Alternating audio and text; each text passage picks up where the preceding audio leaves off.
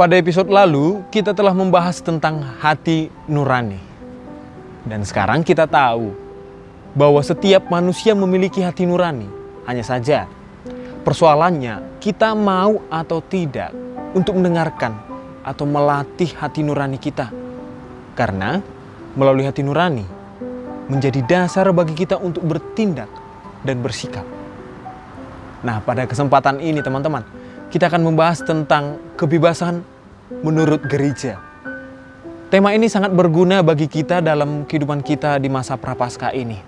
Di mana di masa prapaskah ini, dalam usaha kita mewujudkan pertobatan, setiap tindakan dan perbuatan kita sebagai seorang Kristiani dituntut untuk masuk pada fase kebebasan yang mengarahkan kita pada kebaikan yang terbesar, yakni Allah sendiri.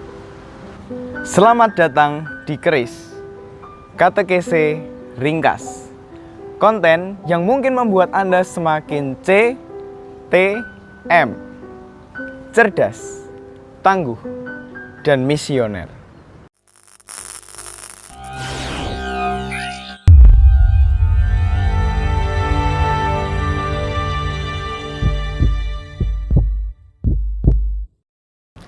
Dalam kebebasan ada 3 dimensi. Dimensi yang pertama, kebebasan sebagai kemampuan atau kita sebut liberum arbitrium. Kebebasan tersebut mengindikasikan seseorang mampu untuk memutuskan. Misalnya, seorang anak ingin menjadi seorang presiden. Nah, anak tersebut tidak memiliki kebebasan karena belum mampu memutuskan sesuatu dalam hidupnya dari segi umur maupun pengalaman. Dimensi yang kedua, kebebasan sebagai kondisi atau kita sebut democratic liberties, yang artinya kebebasan dari segi sosial politik. Nah, dimensi ini mengindikasikan seseorang bebas dari, misalnya, seorang pria ingin menjadi seorang tentara, namun ia tidak memiliki dana yang cukup, atau bisa jadi ia memiliki cacat fisik. Nah, dari hal tersebut, kita dapat melihat pria tersebut bahwa ia tidak bebas dari kebebasan sosial politik, yaitu kondisinya sendiri. Dimensi ketiga, kebebasan sebagai tujuan atau kesempurnaan eksistensi yang mengindikasikan seseorang bebas untuk, misalnya, seorang anak yang dibuli karena memiliki cita-cita menjadi seorang pastor, namun ia tetap memaafkan bahkan mengasihani orang yang membuli dia. Dalam hal ini, anak tersebut merupakan pribadi yang bebas dalam eksistensinya, khususnya sebagai tujuan.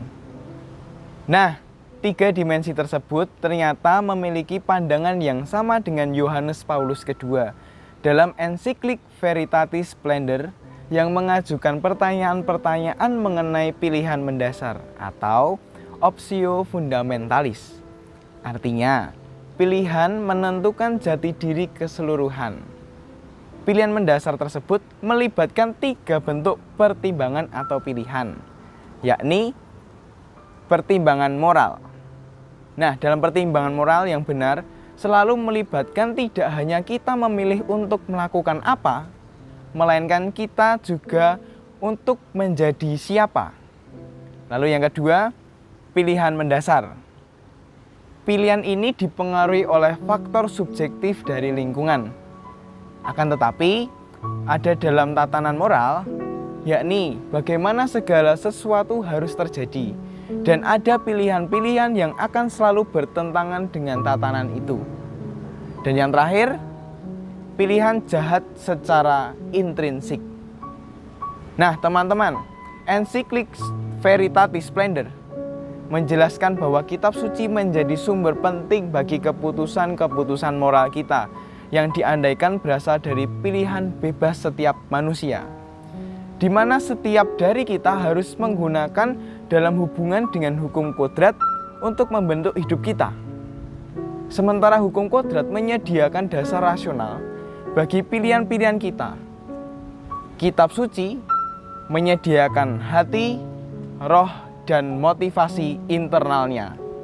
Kebebasan adalah kemampuan yang diberikan Tuhan kepada manusia agar dapat bertindak sesuai kehendaknya sendiri tanpa pengaruh orang lain. Allah sendiri menciptakan kita sebagai ciptaan yang bebas, dan Ia sendiri menghendaki kebebasan kita sehingga kita bisa memutuskan dengan sepenuh hati demi kebaikan. Dan juga kebaikan terbesar yaitu Allah sendiri. Semakin kita melakukan apa yang baik, semakin juga kita menjadi seorang yang bebas. Mampu menggunakan kebebasan merupakan hak asasi yang berdasarkan martabatnya sebagai manusia. Kebebasan setiap pribadi dapat dibatasi hanya bila dalam pelaksanaannya ia terbukti merugikan kebebasan yang dimiliki oleh orang lain.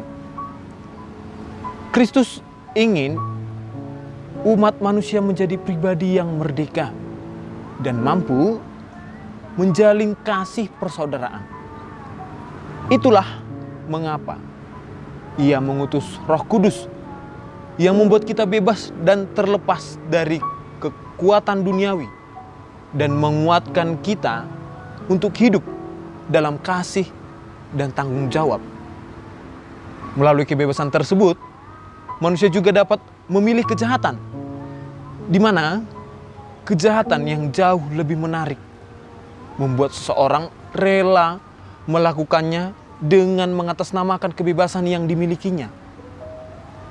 Kejahatan itu tidak membuat kita bahagia, melainkan menghalangi kita dari kebaikan yang sejati. Kejahatan membelenggu kita pada sesuatu yang sia-sia dan pada akhirnya menghancurkan kebebasan kita yang dasariah. Terima kasih sudah belajar bersama di Keris. Semoga Anda semakin CTM, cerdas, tangguh, dan misioner. Jangan lupa untuk like, komen, subscribe, dan share kepada teman-teman kalian sebanyak-banyaknya. Sampai jumpa di episode selanjutnya.